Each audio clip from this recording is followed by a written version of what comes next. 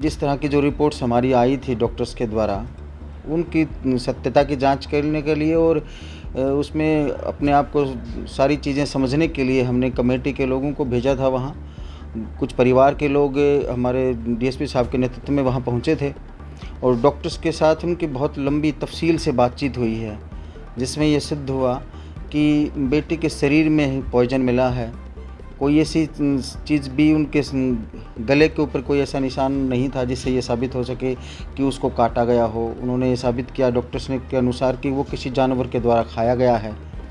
तो इस तरह से जो एक नोट मिला था उसकी फसल जांच हुई, उसमें भी ये पाएगा कि बेटी की लिखाई भी मिल चुकी है। और जहाँ तक सेक्सुअल हरासमेंट की एक बात उठ रही थी लगातार, तो डॉक्टर्स ने भी उसको भी सिरे से खारिज किया है कि उस बेटी के शरीर में कोई इस तरह की चीज़ नहीं मिली जिससे रेप साबित हो सके, यानी रेप भी नहीं है। तो ये सारी चीज़ें एक जगह जुड़ रही थी और उसका परिणाम ये निकला कि डॉक्टर्स के बाद उनके समझाने के बाद परिवार भी और कमेटी भी इस बात से सहमत है कि बेटी ने दुर्भाग्यपूर्ण तरीके से जिस भी मनस्थिति में वो रही होगी, उस मनस्थिति में उसने आत्महत्या का ये भयंकर कदम उठाना पड़ा है।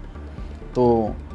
अभी हमारी कमेटी से भी बात हुई है, परिवार से बात हुई है, वो इस बात से सहमत हैं कि भले ये बड़ा दुर्भाग्यपूर्ण हो, लेकिन किसी न समय तो हमें अंतिम संस्कार तक पहुंचना था। तो कल ये वो धरना समाप्त होगा और सुबह ही बेटी को शव को ले जा कर के